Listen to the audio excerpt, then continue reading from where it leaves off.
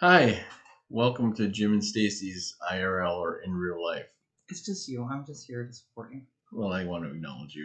You're as important. People are tuning in to see you, not to me. Our ratings have gone up since you started being, so it's obvious. Um, Sorry, we've been kind of delinquent for the last month. We've a lot going on, both positive and Scary. scary struggles. But a lot of people are going through that right now. Yeah.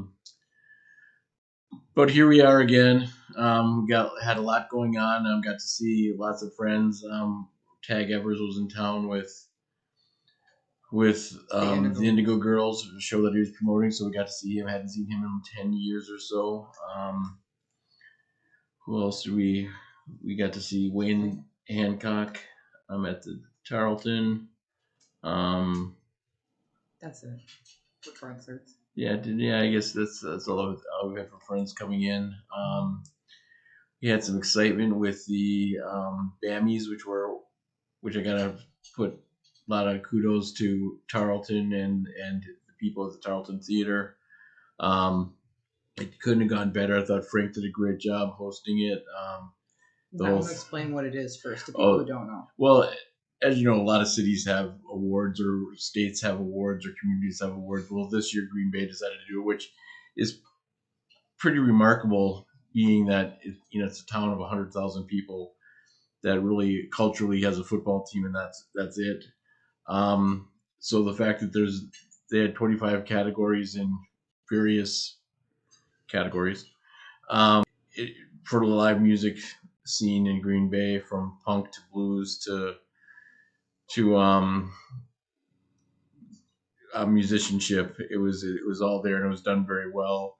I've done a lot of award ceremonies, and it was as good as any I've gone to, especially for the size that it was, and it just goes to show the work that we did, over the last 40 years of creating a scene here.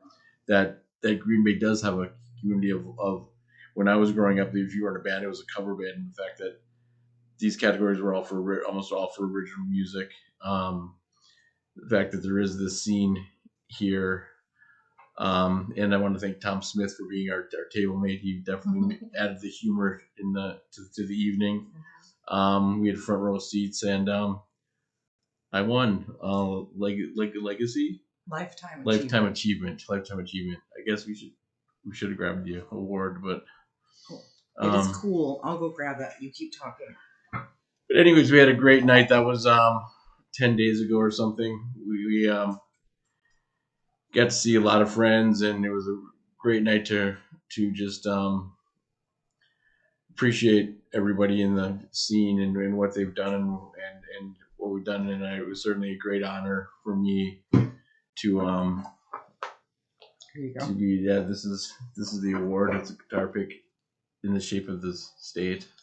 And apparently the bass, it came from wood from the record store that it kind of been over 40 years, different record stores, but record stores have been in that building for 40 years, and this was from one of the original record store, wood from the original record store that's been there. So the exclusive company. Yeah, no, Pipe Dreams before the exclusive company.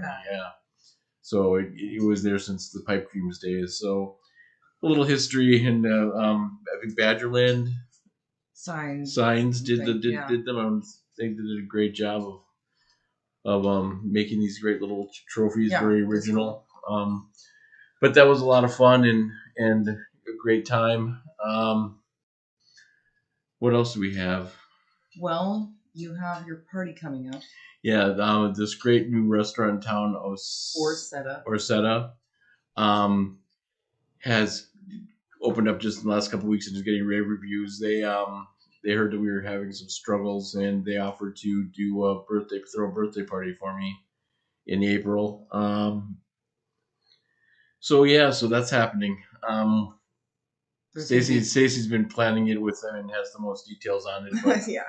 But I'm just happy to be. We're great to be together with my friends, and some people are coming in from Milwaukee, and just looking forward to that and sitting with friends and having some pizza and beer. There's going to be pizza. There's going to be beer. There's going to be a cash bar. We're going to have a silent auction. So if anybody has any art or just like items, even maybe around the house that they would like to donate to the silent auction. We will be collecting those, but nobody has to bring anything. If you just want to just bring yourself, that's cool too. They had just offered to originally have a benefit concert or event, I'm sorry, for us. And we're just kind of merging things with a birthday party, and we're just gonna have fun. Yeah, yeah. And Carl Kirschling will be DJing. Yes. And playing some tunes. Yes, and also, Joseph Bacon's done something already. Jacob Bacon. Jacob Bacon. Jacob Bacon. Sorry, Jacob. Oh, who added that? Maybe not. We've gotten a lot of good feedback. A lot of people who have come on. Sorry, I haven't reached out to a lot of people, and like I said, we've been pretty crazy in the last month. But Dave Kastner, I owe you a phone call. I had some questions that we'll answer. Hopefully, if we don't do it this time, we'll get to them next time. What else did we have to touch base on? What was on our list? Well, those things, and you were going to maybe mention some of the documentaries that that you could be in this year. And also around the awards, I wanted to thank my family, my sister, my mom, my cousin, my brother-in-law, Zach, my son, and his wife Crystal all came to so they were all there for the Bammies, which was great having my family there to share that with me. That was extra exciting. And speaking of Zach, he's about to go on tour with Peso Pluma with my good friend and brother Colin West. Colin and I have known each other for 30 years and have toured together way back in the day, and he's kind of like Zach's uncle, so it would be great. I'm excited for them to be out on tour together. Good luck with that, Zach. I love you. The documentary. Oh yeah. So the Black Keys out about a year ago. It wasn't a year ago. Last May. Yeah, it was probably about a year ago. Last May, I got flown out to Austin to do a Nashville, Austin, do a documentary about the Black Keys, and the dynamic with them, and I'm not sure what I was there for a lot of the stuff that content that was shot, but I'm not sure exactly how they tied it into what the documentary is about. To be honest with you, but I think it's just their relationship, especially during the time I was with them. So I was brought out there for a day to be interviewed, and that actually had its premiere at South by Southwest last week. So that's exciting. I've been talking to James Baker and Chris Preddy about the Green Blah documentary. That's happening. I know people thought it would never get done, but I think it's pretty close to getting done. How many years in the making has that been, you think? 15 years. I think the original that was 15 going on. It's a long anticipated. 16 years, and I think we're looking sometime in the fall. Baker and Pratt, I'm not sure how much they want to disclose, but I think we're looking at a fall release, and we're helping them. We've had a couple dinners where we're discussing how that's all going to come together, and how we'd like to see it happen, and hopefully that'll be something for the Green Bay scene to look forward to again and get together for. And there's one other document besides yours. What else is there? Is that it? One other documentary that you're in? Yeah. No, I only know of it two. Okay, good. Good. Because I'm a hard time. But you've been interviewed by some other people, though. You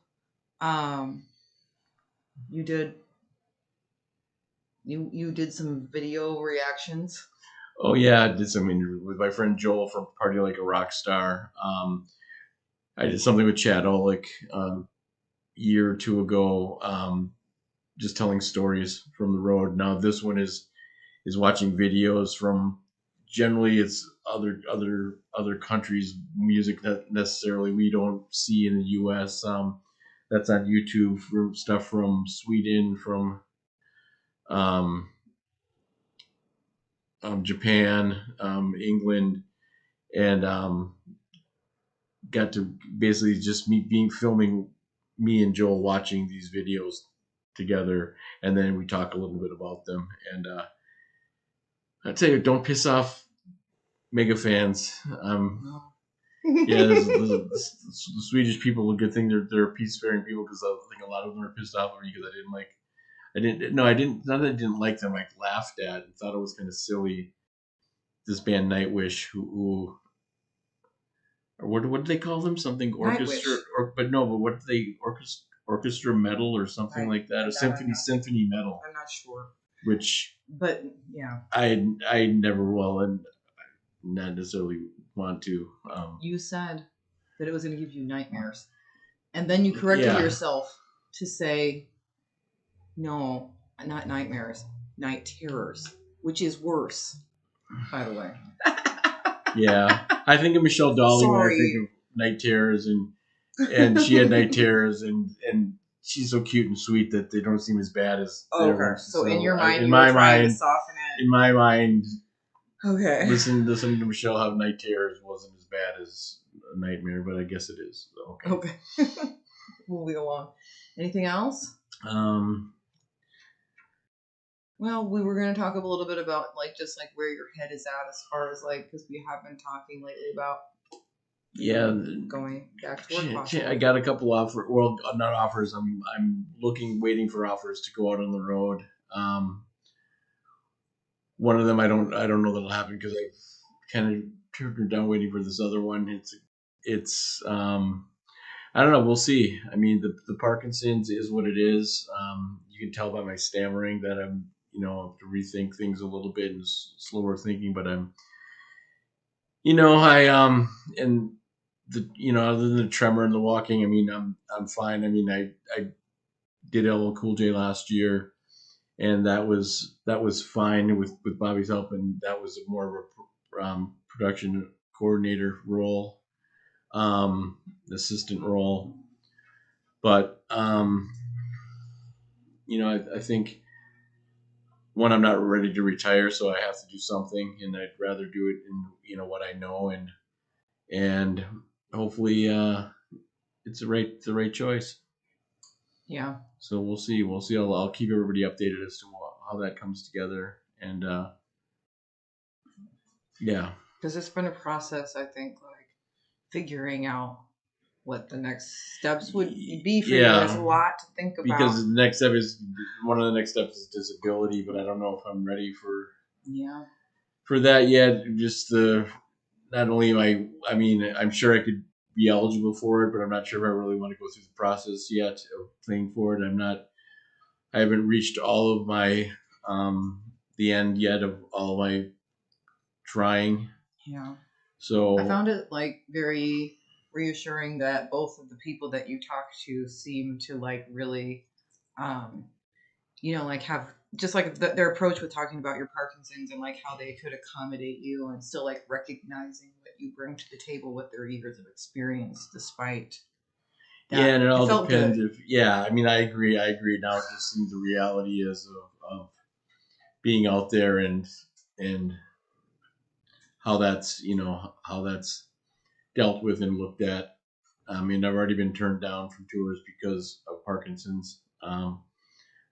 So, it's. I think maybe it's if I think back to tours you've had, I can say that there's somewhere based on the scenario that it was, you definitely could do, but then you've also been on tours that were really tough. Yeah. And that you couldn't, you know what I mean? That I would have worried about you. Yeah. And so it's about finding the right thing. Yeah. Exactly. And the confidence that goes with that. You know what I mean? I think a lot of my problem is just the confidence of not being 100% and just dealing with that and coming to terms with that and being okay with that, and realizing that I'm still as a whole probably know more and have more experience than a lot of people do. I think you also half my age, but it's just with the confidence of and also being able to figure out how best to do that with the limitations I have. I think it's also just like in your nature to want to be the guy who's like taking care of everybody else though, and like it's harder for you to like think that there might be a scenario where like you need you know what I mean, like have to take care of yourself too. Yeah. Well, we didn't talk about it. We were talking about the documentaries. We didn't talk about your documentary that you're a part of, and I don't know if we're ready to talk about that. Okay, yet. Are we? Well, we can. I mean, I think the point. biggest thing is Stacey's going to be in the documentary by Paige. What's Paige's last name? McKenna. Paige McKenna, who did an award-winning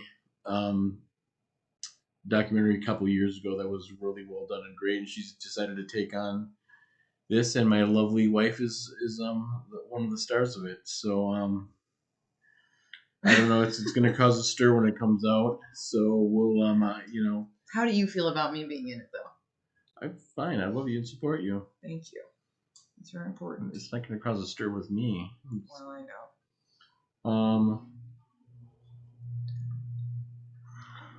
What else? Well, a couple of things I wanted to touch base with was I've got a couple of questions I have, and I'm doing. When we do a full time, we might have a special guest. Hopefully, soon somebody from my life that's asked to come on to the podcast and talk to us, and hopefully he still want to do that. That was a few weeks ago that he asked to do it. I didn't ask him. And the only story that I had to answer from Andy McKenna from Code. I don't know if that's his. The name of his show last name, but close. McNamara. Yes, I believe that. Andy McNamara. Sorry, Andy. He had asked if I'd ever saw Babes of Toyland, and I said, when I was in Minneapolis, and I said yes a million times. In fact, I'm good friends with Lori, and Lori is on my Facebook. One of my Facebook friends, as is Maureen, the second bass player, I think. They're both great. So yes, I did and have, and yeah, great friends. And then Dean. The only story I want to tell this time is something that Dean Vaccaro, good friend, DJ, famous DJ in Minneapolis, and a friend of many years. We worked at a club together, the Rogue, and that's where our kind of history comes, and I don't know if Dean knows that, but that's where my kind of my legacy or trail comes from working in the industry. I'll keep it short so I don't bore people who don't care about this or don't know what we're talking about. But Dean and Ron, I think, will find this interesting. Went to Gay Pride with Henry Moon in whatever year that was, in the 90s, one summer evening, and Henry Moon was with us, and Ron joined us. I didn't know Ron. He had just become the manager of Rogue, and we got along really well. And he offered to, and I was at the time I was planning on moving to San Francisco, and he had offered me a job as a barback. I was working in a screen print shop, and he had said, "Well, we need barbacks. Why don't you come in and barback?" So I took that on, and 3 days into it, I think they needed a bartender. I didn't drink at the time. I knew nothing about alcohol. I knew nothing about being a bartender. But he made me a bartender, which pissed off all the other bartenders in the bar. They hated me because I got to move up with my friend Cliffy, and we ran this restaurant bar in this club. Did you not tell me that you were like not a very good bartender? Well, I was never a good bartender. Dante, who I will tag on this, who will definitely respond. I used to chase him. He was the head of security and later became the manager. He would walk into the room, and I would take the seltzer gun or water gun and put my thumb over it and spray him with water and chase him out of the room so I didn't get fired sooner. But anyways, they made me the bartender, which I knew I'd run back anytime they wanted to drink. I usually would do girl drink drunk and humiliate anybody that ordered anything but a beer and a shot. But so I worked there, and they did some shows. They did the Collective Soul, Christy McCall, the Specials. They did a few shows there, and they had a production company. And Pat Pat Whalen, who a lot of you know, who knows in LA, but who they owned a production company in Minneapolis. He was one of my regulars at the bar because he was the production company, and I had before I moved to Minneapolis, I had worked for a small lighting company here in Green Bay with Pi, and I'd gotten some experience, and they were looking for somebody to help out, so I took over, and then of course Ron quit. Oh, and then, yeah, and Ron, the only defender of me becoming a bartender, quit the day I became a bartender. Thanks, Ron. Um, but met Pat well, and it was through Rogue that I became in the business, and I worked with Pat and got my first tour through Pat, and the rest is history. So that's my tie to Rogue and what I'm doing and how I got to work at Rogue, which I don't think Dean probably knew. She probably just thought I showed up there one day. So, Okay. anything else we got? I don't think so. I don't think so. Well, more news soon. We just wanted to kind of Yeah. get one out real quick to let people know that we're still alive and that we're still doing this. We're not giving up. We'll try to be more regular with it now that we're getting in a routine Yeah. and things are calming down hopefully a little bit.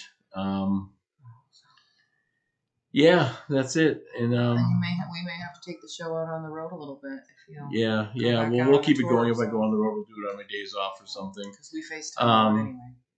so Okay. yeah, that's it. Don't forget to subscribe, like, share, all that usual crap. And we'll see y'all soon.